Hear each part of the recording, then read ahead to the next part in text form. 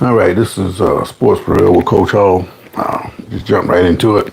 Yesterday I came on at an odd time for me, and I was discussing the gambling issue taking place with Malik Beasley. Currently, he's under federal investigation for, I guess, providing or having a lot of bets placed on him and then having those bets come through. And they're basically saying or alluding to the fact that he played a certain way so that certain people can make money. Well, that's a serious situation for any league to deal with, because if any other scrupulous person were to get to some of these players, they can dictate the outcomes of these games and at the same time make a whole lot of money. Meanwhile, all the hard work and dedication of most of the players on the team goes out the window. They're thinking that they have an opportunity to win a championship or a big game, and it's already shot before it even starts. So the league has to get behind that to try to put a stop to it. But the question is, where does the probe come from? Is somebody out there initiating it from the federal end, or did somebody from the NBA notice something and they're the ones that put the heat on Malik Beasley? It's interesting questions. All right, let me go ahead and say hello real quick. Ava W, how you doing? I don't know what that means. But anyway, appreciate you chiming in. But the question is, who put the heat on Beasley?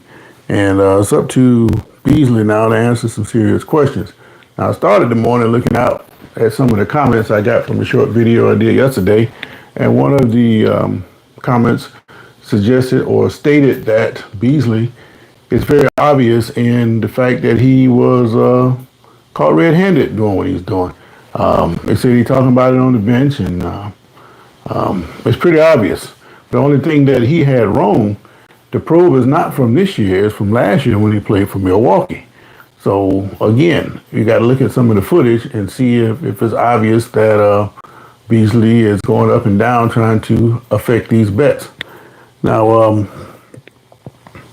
again, I don't know how true these allegations are, because it's like looking for a needle in a haystack trying to determine if somebody's out there trying to fix these games. But I do know from playing parlays that these NBA players, most of them are woefully inconsistent, and Beasley being one of them. Now, he made 319 three-pointers during the season, and that was number 2 behind Anthony Edwards, who had 320. Carmelo, how you doing? I'm not sure what country that is. Look like Ukraine, but I'm not sure. How you doing? The thing is, he's so inconsistent at times. You wonder, how can you be so great one day and then 2 or 3 games after that you can't do anything, and then you come back and you're great again? I mean, if you listen to SportsCenter, they will have you under the impression that all these guys are great when they have great outings. But it's like a baseball player sometimes going 9 out of 10. It is rare, and you think he's the greatest player ever played because he went 9 out of 10, and then the next 4 or 5 games, he only gets like 2 hits combined. So is he great, or is he just happen to have one of those superhuman efforts? I think it's more that he had a superhuman effort and is not a great player at all. But you would think, based on SportsCenter, that all these guys are great, and they're clearly not.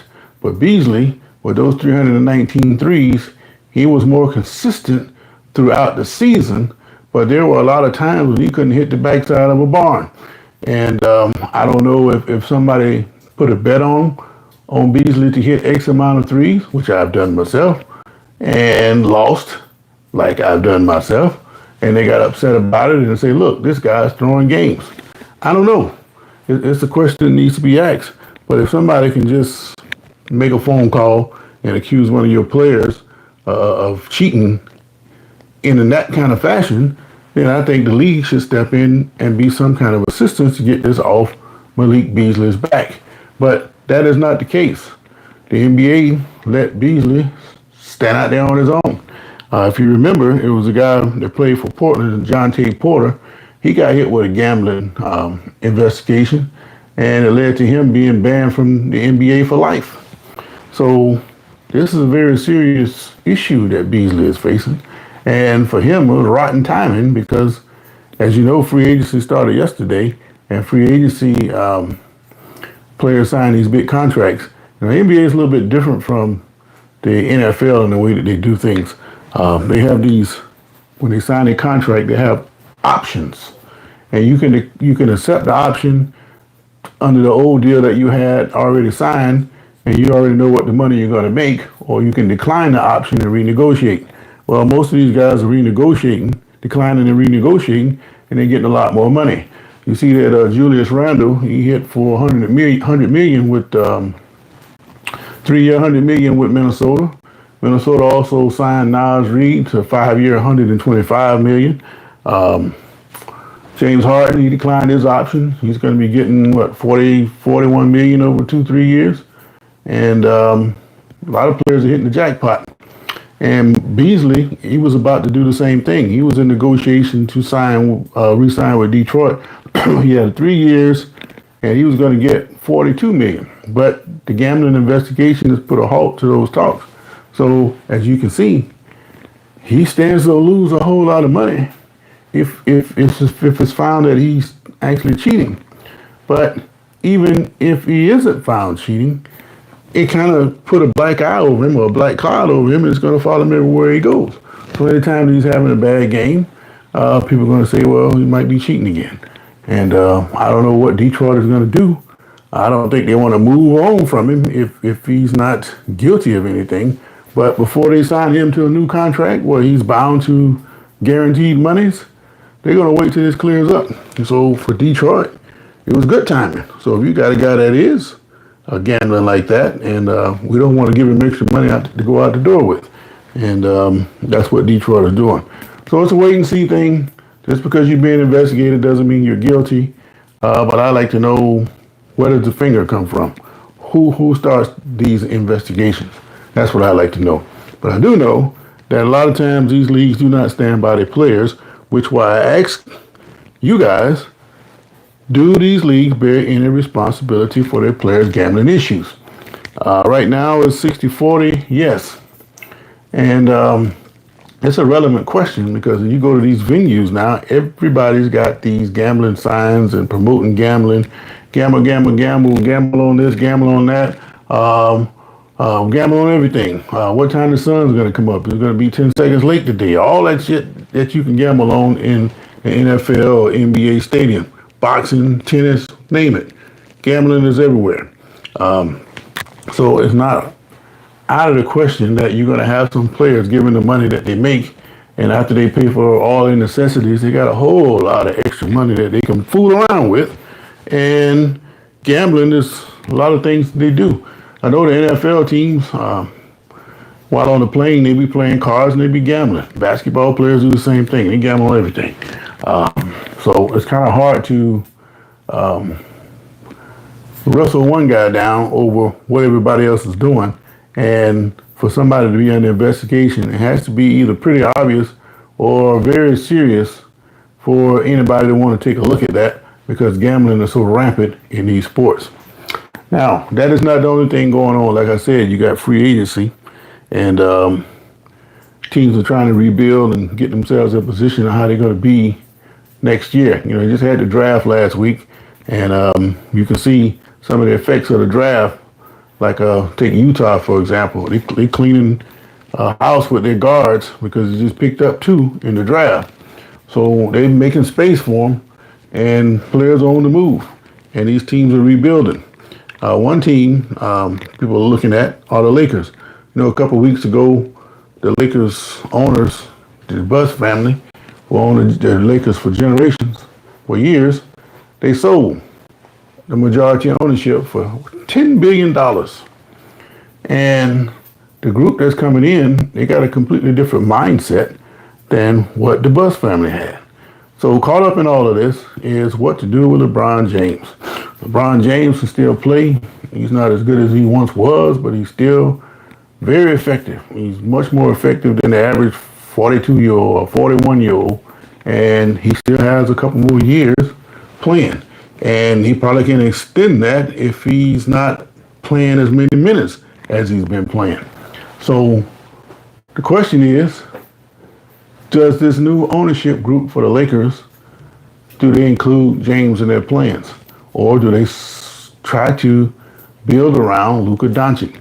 You know, what they're trying to do, what they would like to do when they traded for Doncic, they really didn't think they can get him, but when he fell in his lap, the goal then was to try to get him to re-sign when he has a chance in August to sign a new contract. But definitely it'll be a free agency at the end of next season. So they want to try to lock him up before then. And this new ownership, they're going to put the money behind it to do that. So that lets you know right there that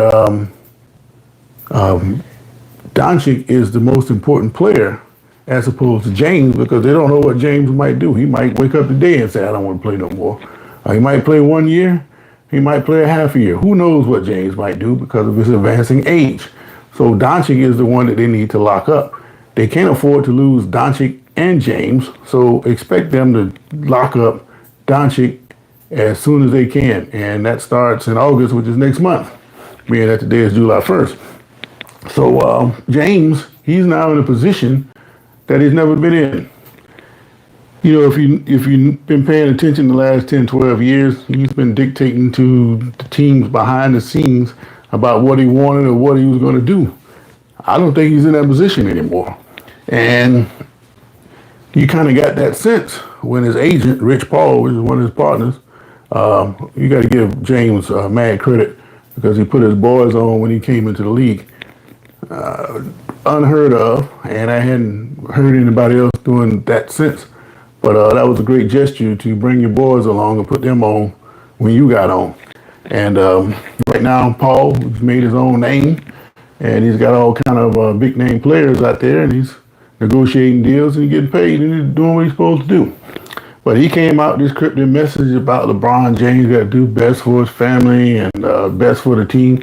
It's kind of like a bunch of words that, man, what the hell are you talking about, man? I think it was an attempt to let the Lakers ownership know that we're going to maneuver behind the scenes to try to do what we've been doing all along. But I don't think that's going to work with the new ownership. You know, the guy paid $10 billion. Yeah, I know James probably got $2 billion himself, but it ain't the same as $10 billion. And players definitely not the same thing as owner. So I don't think they're paying much attention to. They're not going to pay much attention to what James has to say with the tactics he's used in the past. He's the one that's going to be moved on. And whether he stays or goes, he ain't the long-time option for the Lakers. And because of that, I don't think he likes that particular feeling. You know, it's like being the queen of a country for 20 years. And all of a sudden, the person that's been raised to take your place is ready. You ain't but 35. And this queen is what, 17? And they push you aside. So, you know, been treated like a queen all these years, and all of a sudden, they don't treat you that way anymore. I mean, they respect you. They give you your propers and all that, but you do not get the same respect as the new queen coming in because you're old news. JC, how you doing, man? I got this other guy asking me some stupid question. I don't even respond to that. I feel players can gamble as long as it's not on the team they are playing on. If you gamble on the team you're playing on, people will complain that the fix is in the works. Well, I think it's dangerous if you gamble on your league at all, because once you start down that road, then it's just a matter of time before you slip up and bet on something that you shouldn't. So I would say that they can gamble, just not on their particular league. That's the only thing that will keep them away from any trouble. But if you bet on the league, that opens the door for them to, come up with some rule or some rule that you're not aware of, and you end up getting yourself into a bind behind that. So I think it would be smart for them to not even bet on their own league. But football and all the other stuff, fine. I think football, in their case, you can't gamble anywhere around the facilities, which I don't know why you would come to work just to start gambling. Players get to the facilities, they're working out, they're at practice and looking at film. When do you have time to gamble? So I have no idea why that's a rule in the first place, but that's one of the things that they have to deal with. But yeah, I think if you're responsible enough and you can gamble on your league, I guess that would be all right. But at the same time, your opponents find out what you're doing. That can lead to them coming to you, and that could lead to a collusion of sorts, and that can take off and go somewhere you don't want it to go. So again, I think it's best not just not bet on your own league, and that makes it safe for everybody. So that's just the way I feel about that. But back to James, I think James, he might be trying to stick around long enough till his other son is able to go to the NBA. From my understanding, he's at Arizona this year. He has to stay there at least 1 year before he can come to the NBA. So if he makes 1 year, then he probably will hope that the Lakers will draft him if he's still with the Lakers. But you can't guarantee that with this new management. I don't think the new management would be interested in that. And that's what I think about it. Yeah, I did. I grew up in a neighborhood. So make of that whatever you wish. All right. But JC, the big thing, man, is trying to get through to the football season. Camps open up later this month. And I'm interested to see it's how some players will adapt to that new environment. Aaron Rodgers is the big one. I see yesterday the Steelers, they got rid of Minka Fitzpatrick and brought in Jalen Ramsey. Ramsey now with his fourth team, drafted by the Jaguars, had issues there, went to the Rams, they ended up winning the Super Bowl, fell out there, went to Miami, now evidently he's falling out of Miami, now they're sending him to Pittsburgh. A lot of people give him credit for being a great player. I think he's a good player, but I don't like the way he grabs and holds. He grabs and holds an awful lot. And what works in his favor, they can't call pass interference every play. But a lot of times he's interfering on every play. So if you interfere and get away with it 10 times a game and they call you one time a game, you think you okay. Well, why wouldn't you think you're okay if they're not going to call it? It's like traveling in the NBA. You know damn well you travel, but they're not going to call it. So you're going to keep getting away with it. And I think that he's going to keep grabbing and holding the older he gets. And I don't know how long he's going to last in Pittsburgh. But I like Minka Fitzpatrick. But they say his numbers have been declining, and they want to get rid of him sooner rather than later. I think I know Fitzpatrick's been hurt a lot over the last few years. Maybe that has something to do with it, but that guy's a playmaker. I don't know if that's a good trade for Pittsburgh or not. Ramsey can make plays, and yeah, he will come up and make a tackle, so you got to give him credit for that. He's a football player. But as far as coverage, one-on-one, there's an awful lot of grabbing and holding. And if it's me, I'm going after him just to see how many pass interference I can get out of it. All right. He says, NT Animate says, what do you think about Brian getting his bag instead of helping the team by taking a pay cut? Bro is a 40-year-old billionaire demanding $50 million. Well, he's getting $50 million because that's what the contract, he's getting those Supermax deals because he's been in the league so long and he's still producing. I don't know if he's demanding. I think he's just taking the option that was in his contract. But you can't blame him if the money's there for him to take. Go ahead and take it. But should he take a pay cut? No, because $50 million, as you know, in the NBA is really a drop in the bucket. They play so many games. They're on TV. And the money that they make is generating far more than what they do in the NFL. And then you can have less players to pay. So I'd rather the players get it than the owner is getting fatter. But should the Lakers have more money to build with?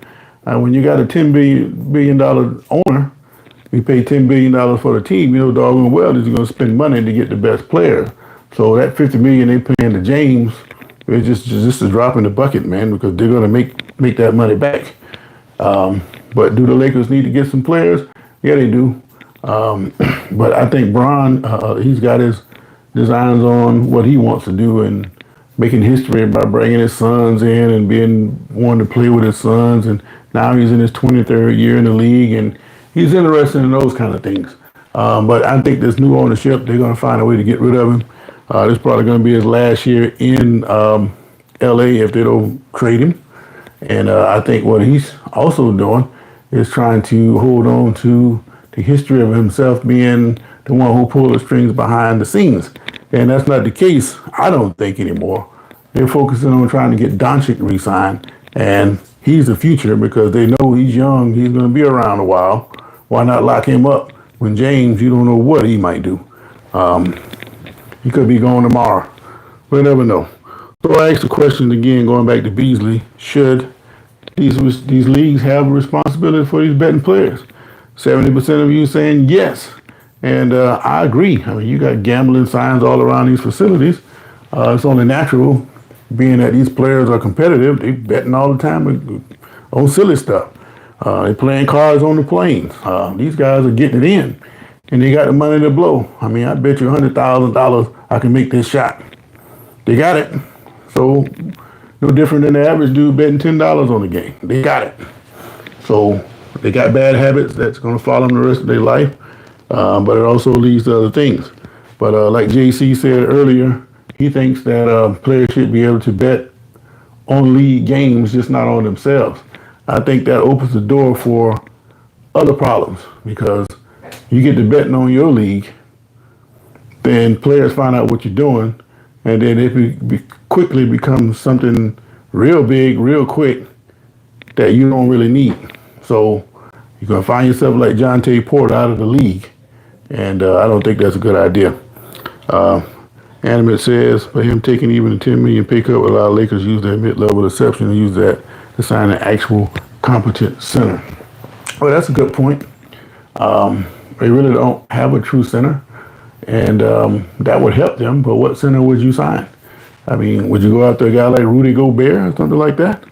I don't know. I mean, there's not a whole lot of great centers there. What you really want is somebody that eats up space and can crash the boards. That's the only thing that can really help the Lakers in this particular point. But like I said, they can still trade. So even if he doesn't take his pay cut, they got the money to spend now, so it doesn't even really affect them a whole lot. I don't think. But I don't see LeBron James, if he makes it past this year, that'll be it for him in LA. We've got reports out there that his wife wants him to retire and all that. So who knows what's going to happen with him. But the Lakers do know they have opportunity to get Doncic beginning in August to sign a long-term deal with the team, and definitely all the way through the season when he becomes a free agent. And that's what their focus is on. They're not really concerned about James. Yeah, he can help them out now, but I think they really just want to be done with him and move forward on into the future. I don't know. But just to recap, Malik Beasley is in hot water with the feds. I had a guy send me a comment saying they got footage on him discussing bets on the sideline and making it obvious. But the point he said, he was talking about this year with Gary Payton on the Pistons team. Well, the probe is from the Milwaukee time that he spent last year. So that's the problem with that particular thing there. So I don't know. But I'm keeping my eyes on it. And all the other free agent stuff is going around the NBA. NBA, NFL camps are getting ready to start up. Also, being as July 1, if you're extreme like me, you're into things like the Tour de France. Strange is that they're going to start on the 5th, which is Saturday, July 5th, which is Bastille Day in France. So you got a 2-horse race the last 5 years. Tadej Pogacar, he won in 2021. Then, I forget my other guy. Vingegaard, he won twice. And then Pogacar came back and got it again last year. So we're going to see if it's another 2-horse race as we move forward. All right, lastly, let me get this right. NT Animate says that LeBron took the player option. He complaining about his team not being able to provide a proper roster. Okay, this is what I'm saying. He trying to pull the same stuff that he pulled before. And he's trying to dictate to the ownership, and I don't think they're going to go for it. So the more he keeps talking, he might just get rid of him before the start of the season. So LeBron clock is on. The more he talks, the more he creates his own situations, just like you said, NT Animates. But anyway, I keep my eye on that, and I get some more information on this gambling probe. I will let you know about it. So unless there's breaking news, I'll probably catch you guys in the morning. Appreciate it if you like and subscribe. And I see some old names here, JT, NT Animates. Appreciate you guys dropping back in. And until next time, you guys, wherever you are in the world, have a great day. Till then, I'm out. Keep an eye on them Steelers, man. A lot of people don't think Rodgers is going to do anything, but we're going to the Super Bowl.